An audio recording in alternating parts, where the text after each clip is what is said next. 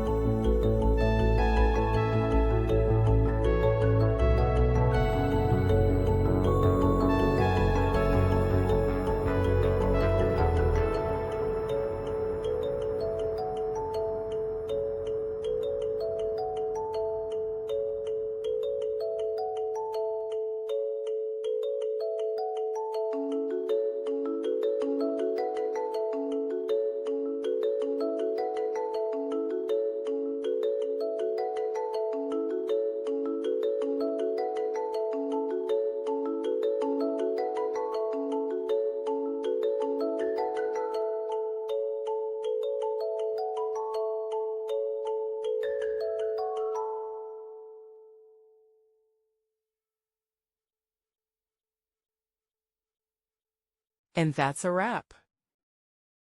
I hope you found the answer you were looking for. If you did, take a second to hit that subscribe button. It really helps out. And let me know in the comments which solution worked best for you. See you next time in the debug zone.